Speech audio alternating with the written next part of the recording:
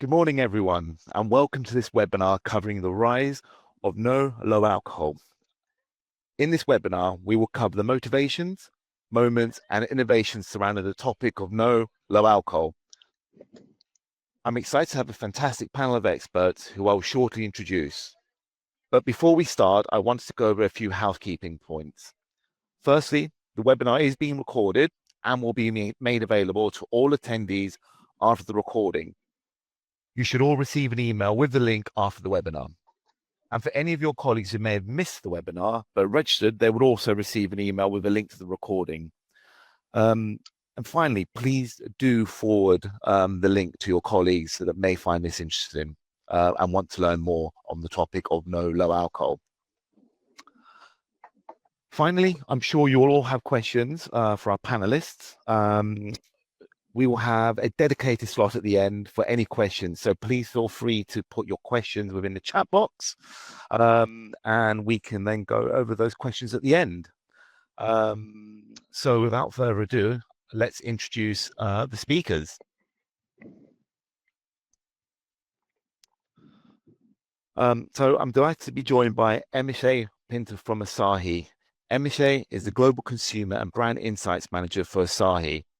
MSA comes with a wealth of knowledge of the social space and is actively involved in and works around the low alcohol category in her current role. I can also introduce Mark McNaughton, representing our Ipsos Observer team. Mark has been with Ipsos for a number of years and has worked across numerous projects within the low alcohol field. Also introducing Diane. Diane heads up Ipsos Digital for France.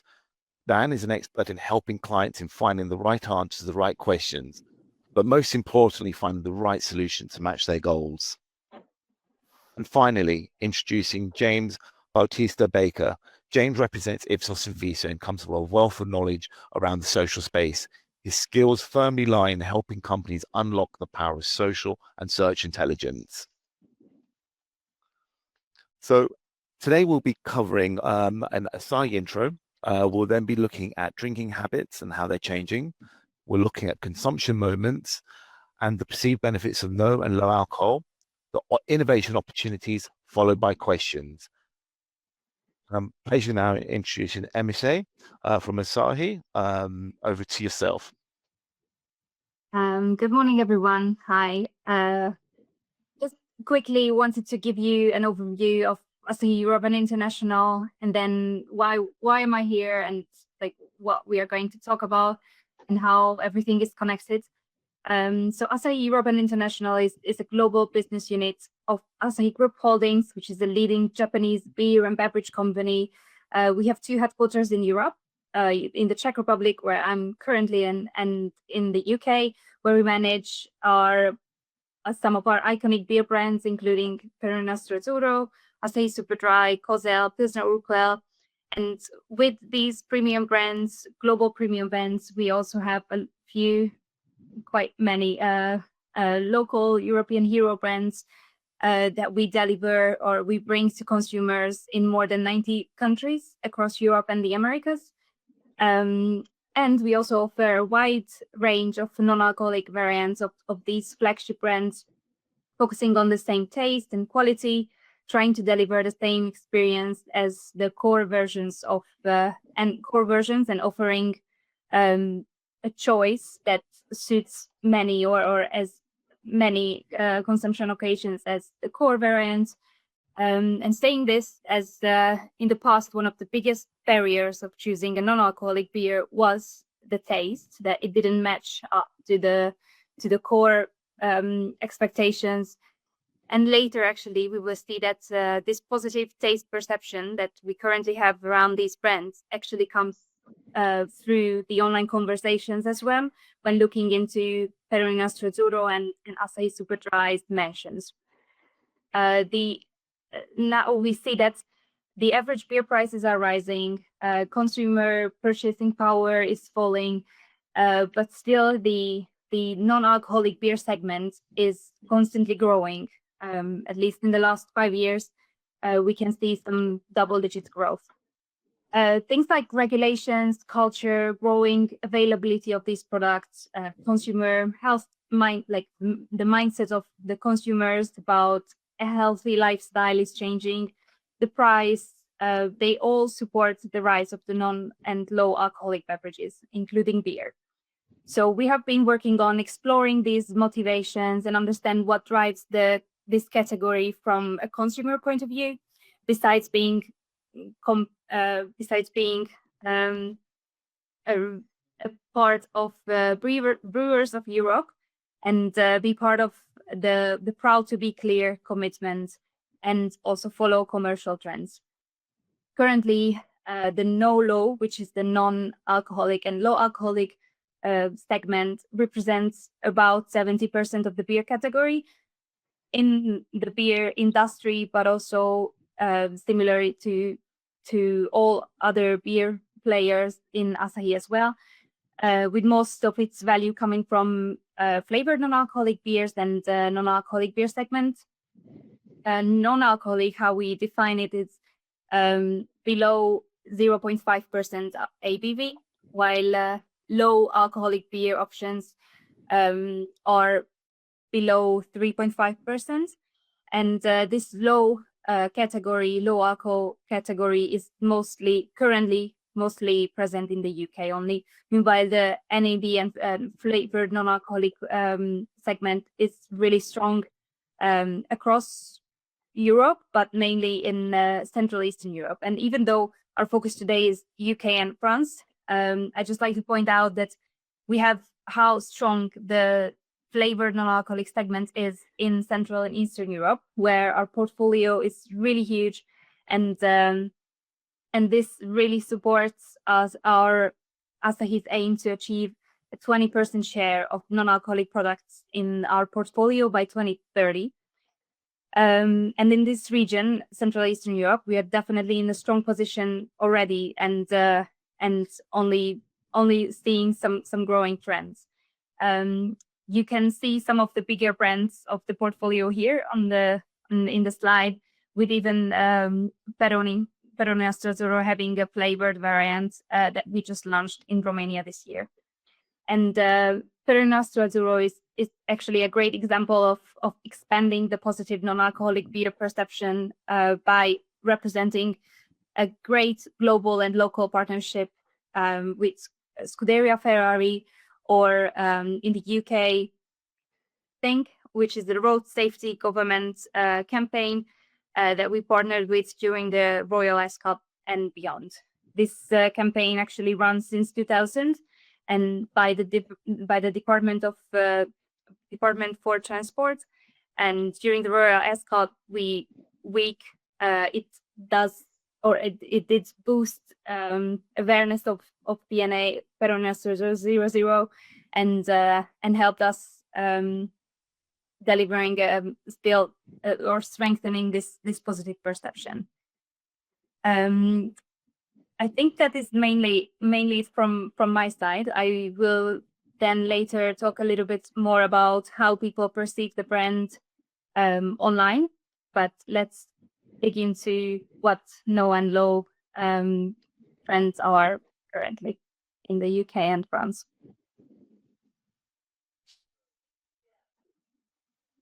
So today we have three complementary solutions to answer all your questions. So I'm going to present Ipsos Digital Fast Facts, which is the one we used in France to run the fieldwork. So Fast Facts is our fully automated self-serve end-to-end research platform, and it enables us, the Ipsos teams, to run fieldworks on behalf of our clients, or our clients themselves if they choose to, as DIY, in a very fast, reliable, consistent, and agile manner. So this is what we used for France. Thanks, Dan. Good morning, everyone. And Ipsos Observer, which is the team that ran the UK research, and we are an experienced group of researchers, and we specialize in quantitative research design and providing research support to deliver high quality primary research data. And we've got a range of data collection solutions. So alongside Fast Facts, we also have an omnibus, which is multi-country, so for national representative surveys, and we can also do bespoke surveys. And finally, good morning, everyone. So Ipsos Invisio transforms online conversations into actionable insights using a combination of AI and HI, so artificial and human intelligence. Obviously, artificial intelligence is becoming increasingly important to help us understand these online conversations at speed and scale. But the unique thing about Ipsos Invisio is the human intelligence that comes alongside the cutting edge technology. So social and search, in this case, is helping us to uncover consumer perceptions around the no-low category and the brands that are shared in an unprompted and unfiltered manner online. And we're constantly receiving new data in real time as it's published on the social media platforms and other online sources. Thanks, James. And we'll go through some of how we did the data collection, but our curiosity and drive to collect data on this particular subject, knowing low alcohol motivations, moments, and innovation, started way back in February 2024. And we did an initial online omnibus survey, and the data collected from that survey, it sparked some really great conversations in the drinking industry about changing considerations and what we were seeing through this research. So these conversations subsequently led to this research, which we're talking about today, which in the UK is 2 waves of online omnibus. One wave was completed in December 2024, so that's around the peak of the festive party season. And then the other is completed in February, so after dry January. So in both those waves, we spoke to over 2,000 adults aged 18 to 75, nationally representative of age and gender. Diane? Regarding the French fieldwork, so at the start of 2025, we decided to collaborate with our UK Observer colleagues and to replicate this survey in France through our digital omnibus, since the subject was also of very high interest to us and the French market. Some of our French clients that specialize in no-low told us that this year, for the first time, they saw a real impact of dry January on their sales in France, all things equal, regarding product offer and distribution. So we ran the French fieldwork at the same time in February as our UK colleagues, and we also reached 2,000 French adults aged 18-75 through the Fast Facts Omnibus, which is also plugged into the Ipsos panel. And on Invisio, so we've collected over 2 million unique mentions from across a 24-month time period starting in September 2023, looking specifically at geolocated posts in the UK and in France. Great. Thanks, James. So in terms of the changing landscape, I mean, we're seeing drinking habits are evolving really fast. And I mean, there are many factors that are driving these motivations moments, and obviously the innovation going on within the beverage industries, driving that consumer consideration. So yeah, brands are innovating with new techniques, creating higher quality alcohol-free alternatives. There's been an explosion of those in the UK, and it's a cocktail of more, as Asahi said, the flavors, the aromas to entice that trial, and then obviously get part of your favored repertoire. And this variation we're seeing is across countries and demographics, but there's also consistencies. So this is what we're really going to sort of focus on today, which is the comparison between the UK and the French markets. So if we go to the next slide. That's great. And now we'll be looking into drinking habits and how they're changing. Great, thanks, Luciano. So to what degree is the question? So as we jump into the primary research, we discovered around 1 in 4 of alcohol drinkers are decreasing their consumption of alcoholic beer, cider compared to a year ago. So, it's bang on trend. But what is most fascinating to see here is within the research, the similarity in the data between the UK and France. 25% in the UK and 26% in France have decreased their consumption of alcoholic beer and cider, which is great. There's alignment by market. So Diane will pick that apart a little bit more detail in the next slide.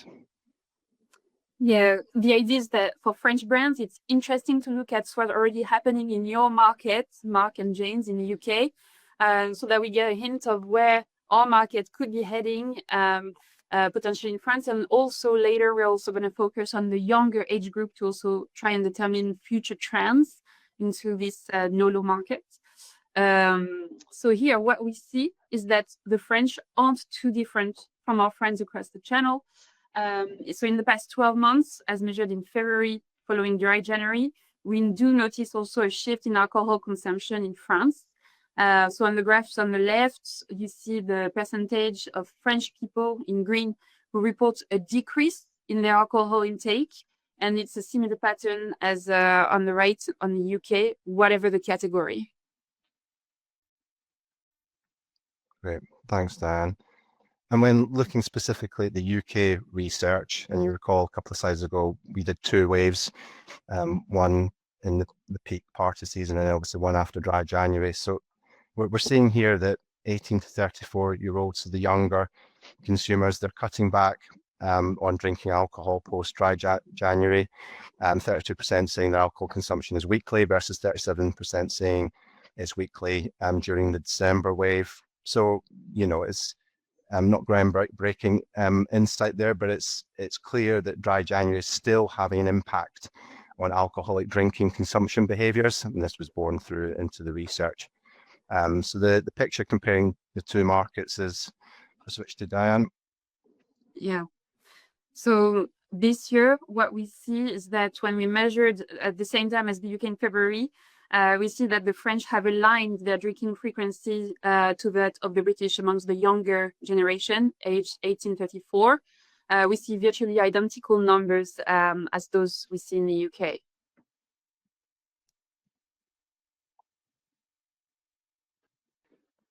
And looking at Synthesio across all no and low categories, so we see the UK with a much higher level of conversation at 86%. And across the 24 months starting in September 23, the most significant peaks again relate to moderation initiatives like dry January in the UK, although again on social that doesn't seem to be on the radar as much for French consumers. But there is a steady uptrend in conversation across both markets in the summer months. So probably when consumers are looking for alcohol-free ways to be outside and sociable. And we also have a way of testing that hypothesis that we'll show you shortly by looking at AI-powered consumption moments that are shared online.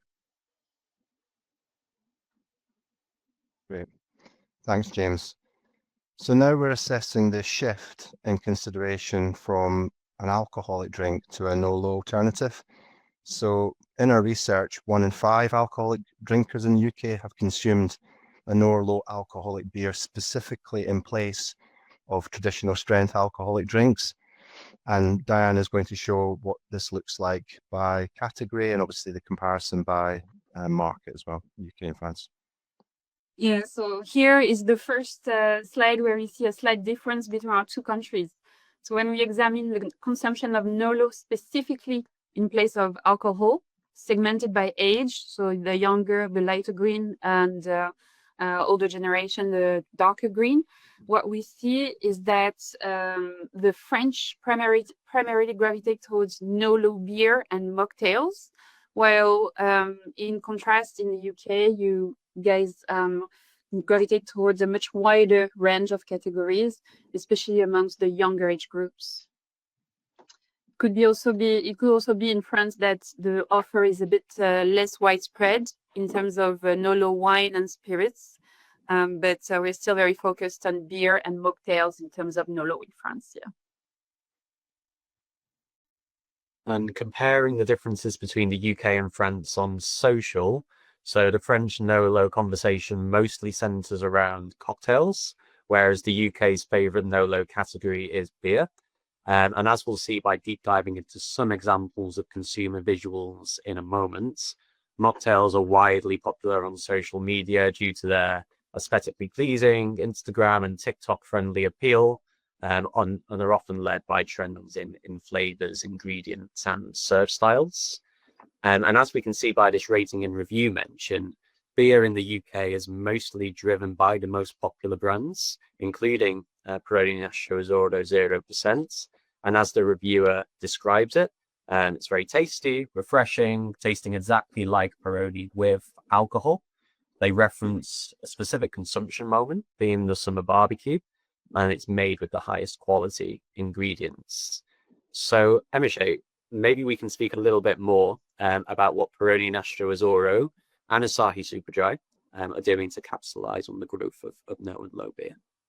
Yes, exactly what we want to do, actually emphasizing the same image attributes as the core variant. We really try to make sure, and what we see people do associate Peroni Nastro Azzurro Zero with its Italian heritage, find the brands authentic and stylish. That actually is all associated with the core variant as well.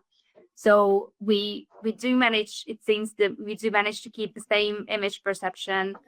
This is also supported by the Scuderia Ferrari partnership that is now clearly associated with Peroni Nastro Azzurro Zero.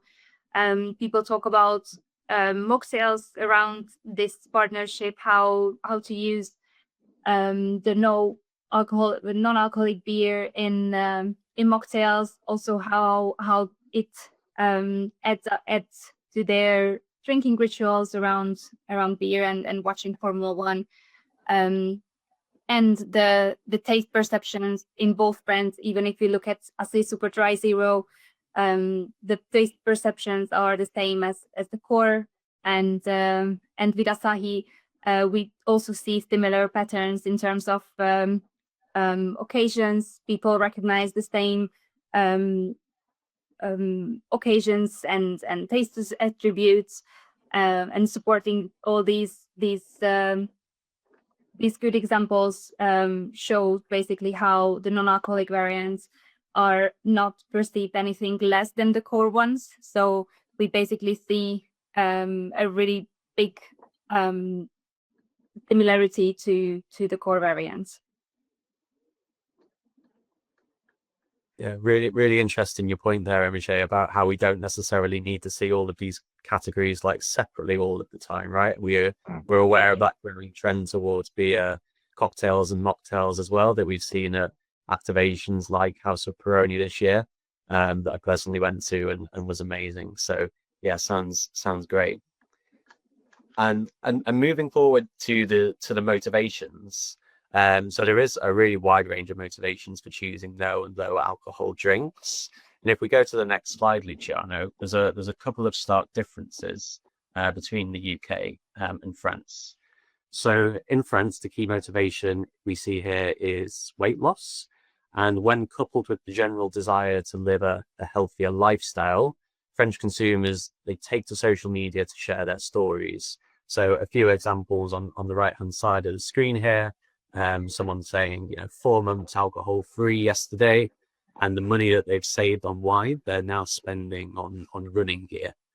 And for people in the UK, so we see saving money and improved sleep as the leading motivations. And I think all of us in the UK can definitely resonate with the ongoing kind of cost of living issues, and how one of the first places that many people cut down on is luxuries like alcohol consumption. It's also connected to, sorry, James, it's also connected to certain regulations in these markets, how local governments are treating alcohol, and what does it mean in terms of taxation, for example. So it is all connected to that, besides all these lifestyle changes, what we see around health, connected to alcohol. Absolutely. It all has a part to play for sure. And then in terms of sleep, so again, that's one of the leading motivations across both markets, but the UK is slightly higher. We see one Instagram user saying that they've gone from drinking 3 to 4 times a week to now getting 8 hours of sleep a night. and that lifestyle really has a big impact than what many people may realize.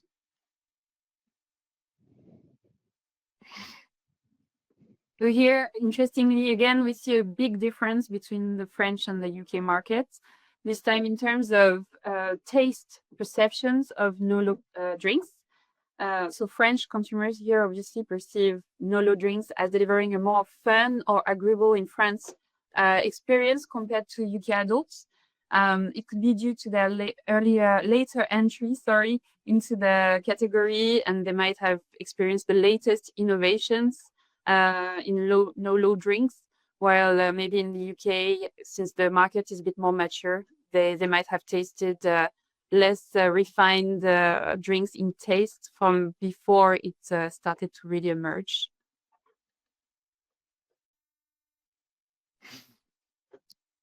Thanks, Dan. And again, whilst we see differences, we're also seeing the similarities between the two markets. So we're seeing, 2 in 5 alcohol drinkers agree that no and low alcohol drinks are a better alternative for their mental well-being. So this is a very clear signal that no and low alcohol is having a positive impact on people's mental health perceptions in both the UK and France. And if we go to the next slide, in addition to that, over half of alcoholic drinkers aged 18 to 34 agree that no and low alcohol drinks let them take part in social events where they're feeling like they have to drink alcohol, which again is further evidence that there's this inclusive drinking norm becoming more accepted as individuals seize those moments to have autonomy in the choice that they want to make. And there could be all sorts of factors influencing that. They're, again, just touched on health and wellness and people wanting to do more running, for example, and drink less. So feeling like people are in more control. And this perception is very much aligning with expansion and innovation and no-low drinks. We're seeing it in the UK. There's a great amount of choice, and so that's a significant factor here. So here, what we see is that around half of alcohol drinkers from the younger age groups agree that no-low drinks, they would choose no-low drinks more often if others were also drinking it.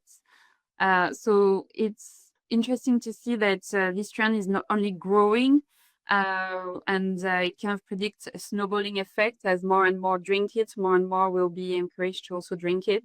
So we are likely to see an increase, an acceleration in the coming years of the no-low markets.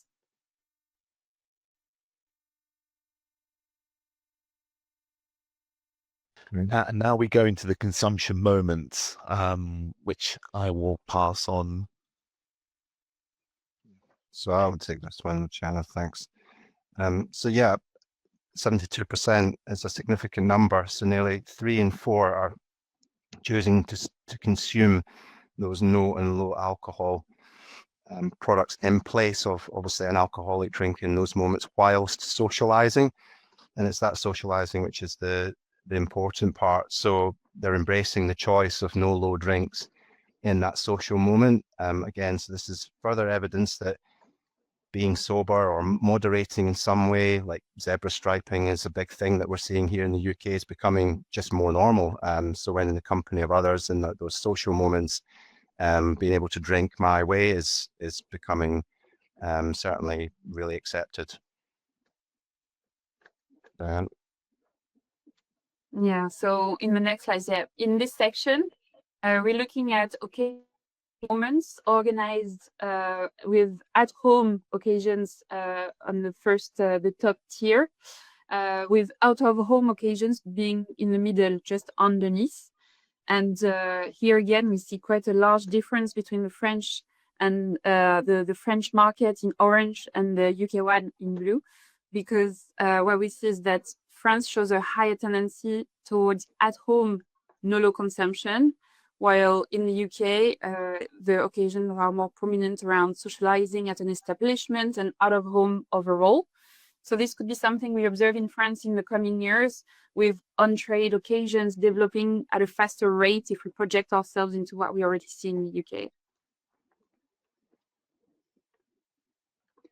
And when we have a look at the consumption moments being shared on social media, so Christmas mocktails actually dominates in the UK as a popular moment, obviously a time of year that is coming around extremely quickly right now.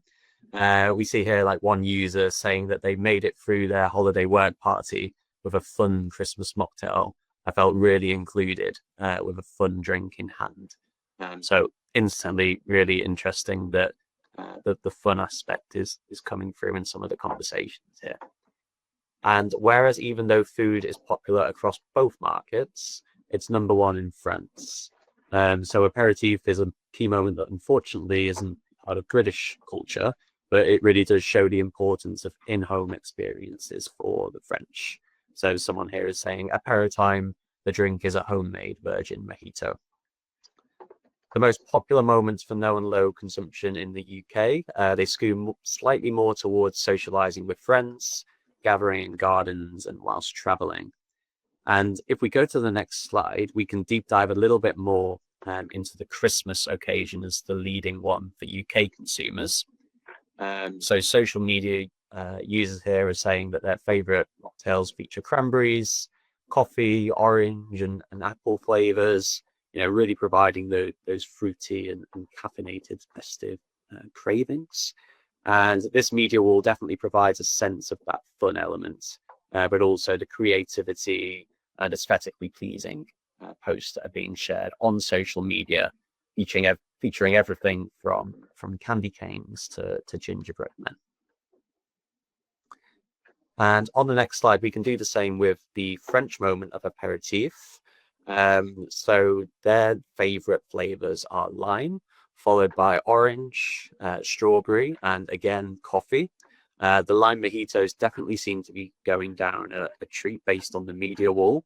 And as one Instagram user says, it's not only their favorite their favorite flavor, but it's also suitable for pregnant and breastfeeding women or anyone drinking in moderation, and ideal for aperitifs as well.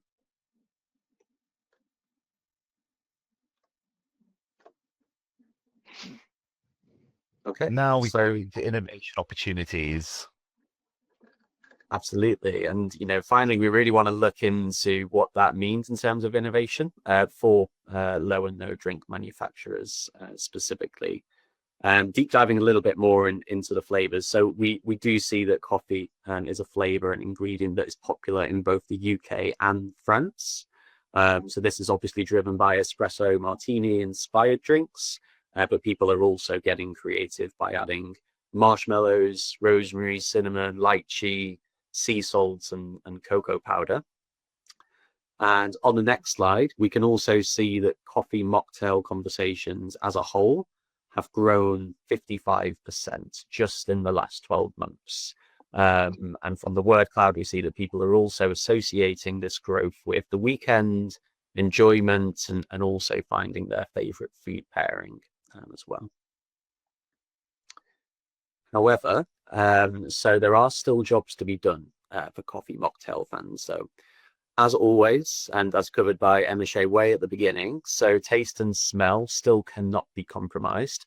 And we've seen across all of the categories, not just mocktails, not just coffee, and the taste is the first non-negotiable for consumers.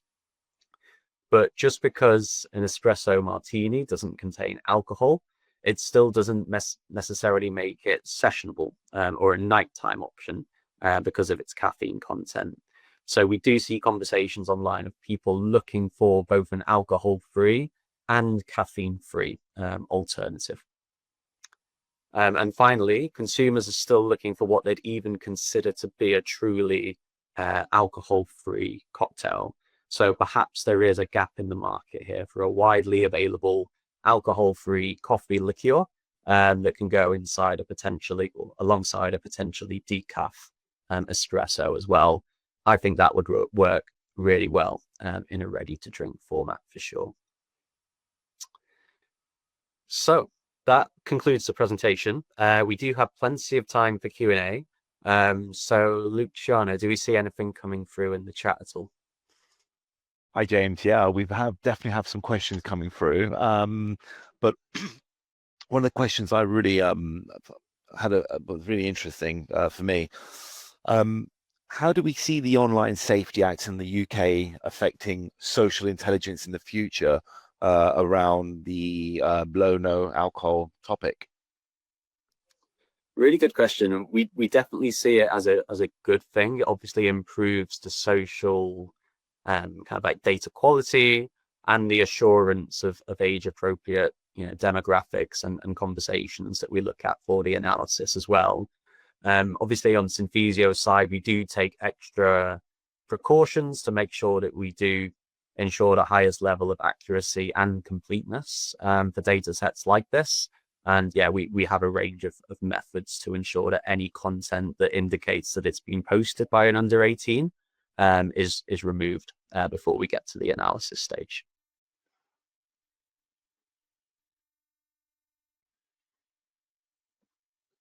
Okay, and the question to Diane,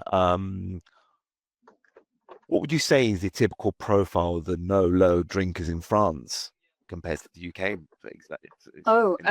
I guess if you want, we can look at the dashboard. I can share my screen quickly to show you what the Fast Facts dashboard looks like and how you could look at the different segments. So do you see my screen? Yes. The one with the dashboard, right? No, not with the one with the dashboard. Okay, let me try again. I can only show this one. Okay, I'll move it. Sorry. Okay, can you see now the dashboard? Yes. Okay, so this is what it looks like when the fieldwork is finished. You receive an email and you get this with everything already charted. And what you can do is obviously add a filter. So let's add a filter here on no-low drinkers, for instance. So here we have them aggregated. And then you can just look at the sociodemographic profile so that you can also add cross breaks to compare total versus no-low drinkers. But if we scroll down here to the sociodemographic question, where we see, as probably expected, is that they tend to be on the younger generation compared to total. They tend to be pretty urban. Here we see that linked to their age group, they tend not to have any children. They tend to be in the larger income brackets. Here again, no kids mostly, and they tend to be in work. So this is the biggest profile section. We have many more demographics. If you want to deep dive, feel free to give us a shout, and we can dive into the proper category you're interested to, if you're interested, during a later call. That's great. Thank you, Diane. I've got another few questions coming in, which is great. How does the out-of-home, in-home split reflect full-strength drinking habits in those markets? That's a great question.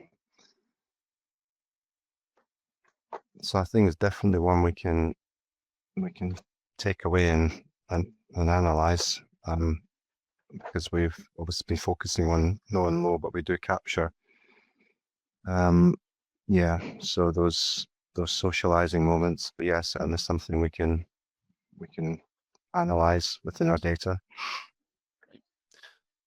Emshe, this is a question probably for you. What was the driver of launching Peroni 0% flavored beer? Well, as I mentioned in the beginning, in Central Eastern Europe, flavored non-alcoholic beer is a great hit, and people love different flavors. Local hero brands are launching a lot of new flavors every year. So as part of our portfolio and supporting our key global hero brands, Peroni Nastro Azzurro, we found a great opportunity, at least now in Romania, to offer flavored versions of it. All supporting the Italian heritage, lemons from Sicily and Arancia Rossa from a different part of Italy, but flavored options. That's great. Thank you very much for that. And then there's a question here, James. This might be related to some physio about the sleep. So with increased consumption motivated clearly being linked to things like improved sleep, reduced stress, enhanced mood, do you see a bigger opportunity for functional drinks in the future? And actually that question is to both James and Emiche, obviously being within the market. That definitely makes sense that it would be the case. I think it would be really interesting to kind of look at a correlation maybe between like overall, data sets around like healthier lifestyles and things like this. I'm sure what we would see is that the growth in no and low alcohol follows a similar trajectory to the overall growth for people looking to find new ways to lead a healthier lifestyle, either cutting down on things that they feel that they have a healthier option available to them now.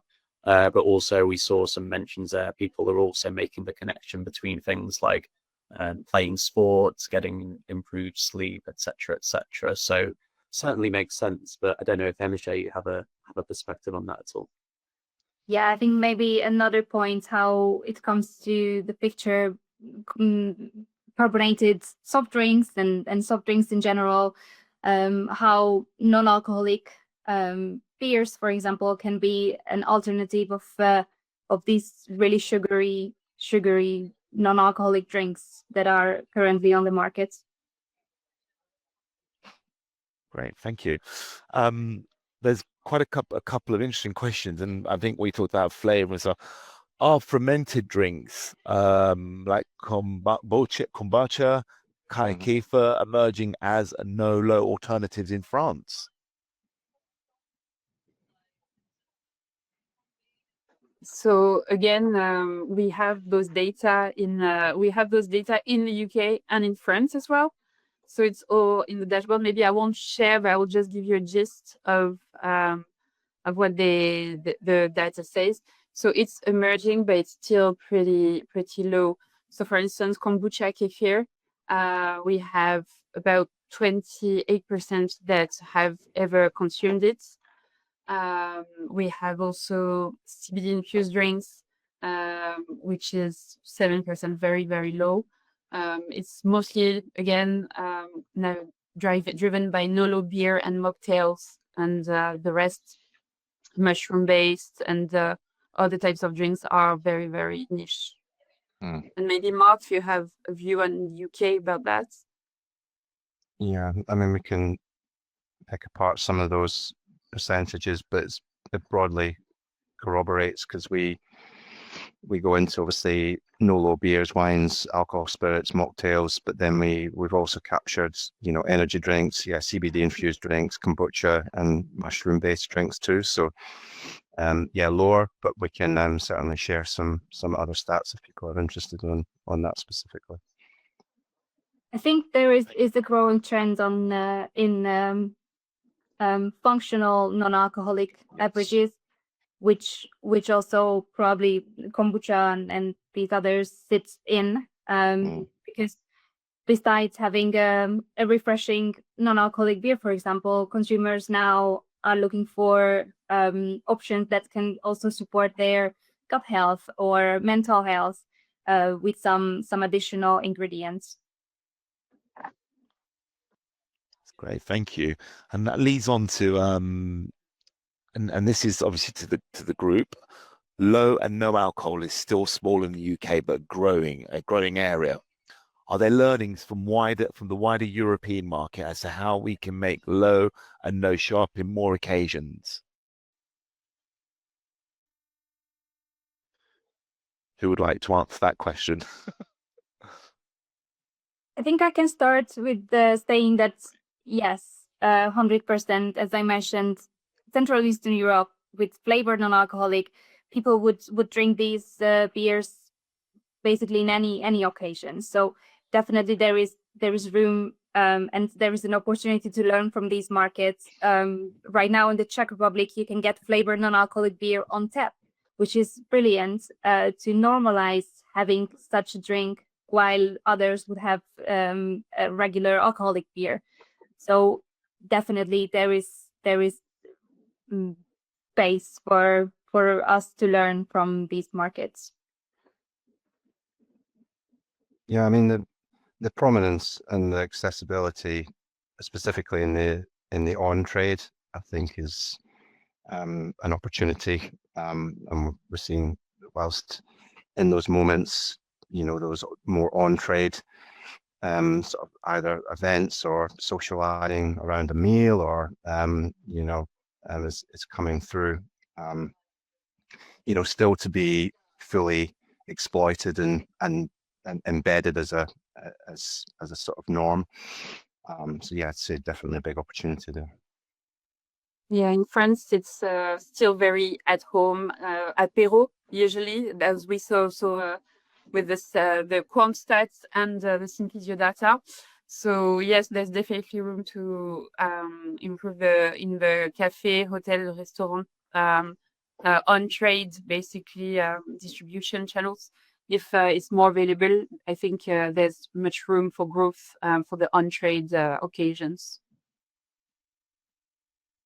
I think this is more of an anecdotal insight rather than one that comes from Synthesio specifically. But I feel like once consumers have had that like first taste of like non-alcoholic, either like beer or mocktails, and they find something they like, then they will take that forward and use it in different consumption moments as well.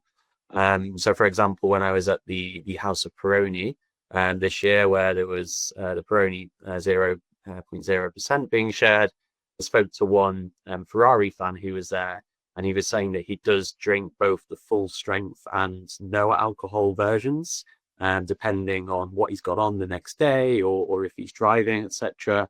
But because he found that the taste of Peroni 0.0% was very similar to the full strength option, then he can switch in and out depending on what he needs to get done, or just generally what he feels like on any given day. So yeah, I feel like it's really giving people that accessibility in the first place, finding something that they like, and then they can choose accordingly from there. Great response. Thank you, everybody. We've got 3 questions left. I'd love to try and get them in. So I think, Emishay, you covered this before, but it'd be great to remind the audience, is there a difference between low alcohol consumers and no alcohol consumers? And how do we define low and no? Mm-hmm. So then let me start with the definition.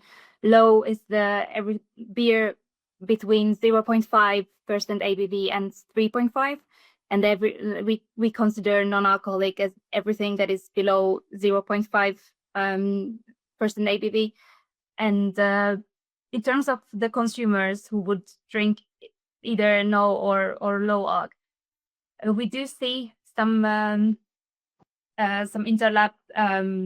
Of course, those consumers who would drink non-alcoholic, they are more open to try out, or sorry, for the other way around.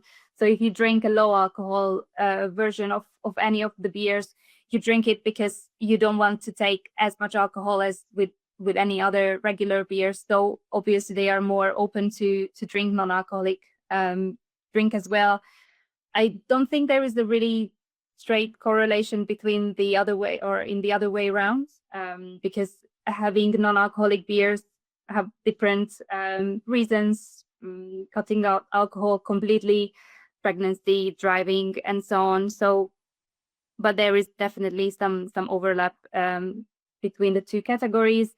Also, we don't necessarily distinguish these 2 categories because the low alcoholic beers is still a really, really small category. And as I mentioned, it's mainly present in the UK. That's great. Thank you so much for clearing that up.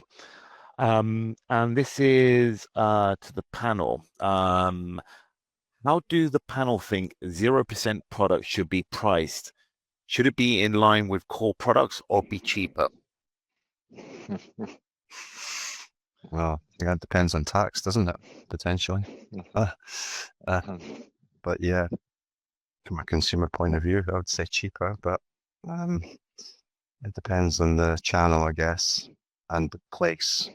I think I was saying high-end on-trade establishments might not be much price differentiation, but with most price sensitive consumers, maybe in certain on-trade locations and as well off-trade, should be maybe visible that there's a difference, particularly if there's something around the tax. But that's my personal view. Yeah, and if we think about non-alcoholic beers versus alcoholic ones, if non-alcoholic is the lack of alcohol, then yes, it should be cheaper. But if we think about it as a different product and having different or having the same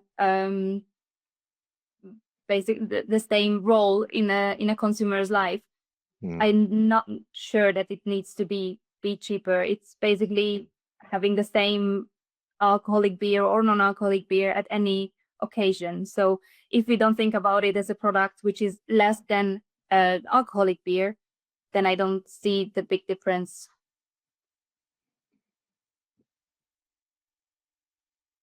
That's great, thank you.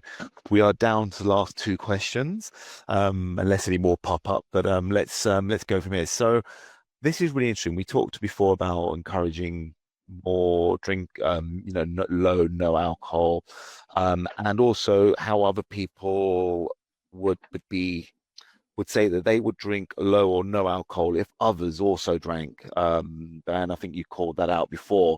So the question here was there any data on social pressure around drinking, particularly for younger audiences? I think it's the reverse that we see in our data.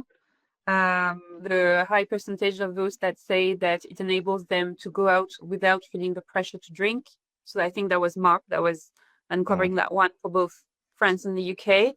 And again, the fact that if they saw the others drinking, that's very telling. We don't have a percentage of those who report feeling pressure to drink. I think that's a really interesting question we could ask in a next omnibus, maybe Mark, as a follow-up to this webinar.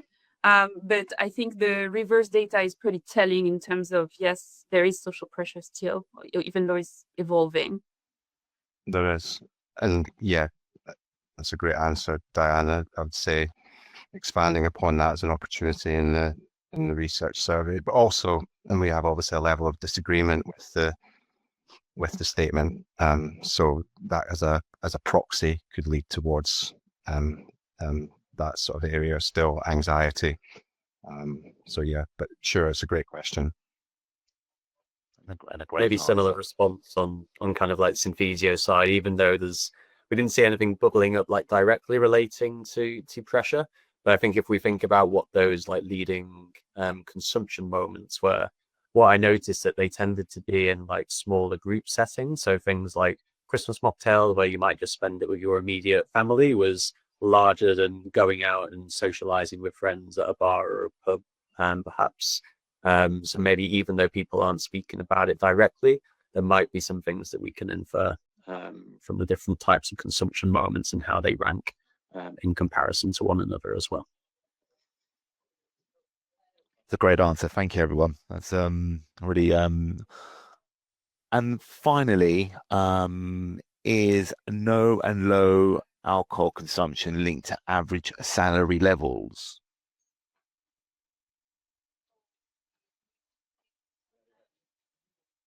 Yeah, again, that's an interesting one. We should, if you're interested in deep diving into the demographic data, we can send those numbers. But as we saw in France, yeah, it's usually more urban, higher social grades and higher income. I'm pretty sure, Mark, you would probably find similar things, even though less niche in the UK, so maybe more widespread in terms of profiling. But I think feel free to recontact Mark for the UK or me, and we will share those data with proper numbers, because yeah, there is some interesting profiling correlations. Yes. Great. And with that, we've come to that was our final question. It's been A great panel session. Really enjoyed hearing those insights. And on that, as a quick reminder, everybody will be emailed the recording that's attended today and who's registered. And contact details will also be on the emails if you would like to find out more information and speak to any of the experts on the panel today. Please do email through. And yeah, we're really thank you to everybody for joining today, and we hope you found this insightful and useful. Thank you very much, everyone. Thank you, Luciano. Thank you. Bye. Thank you all. Thank you, everyone. Bye.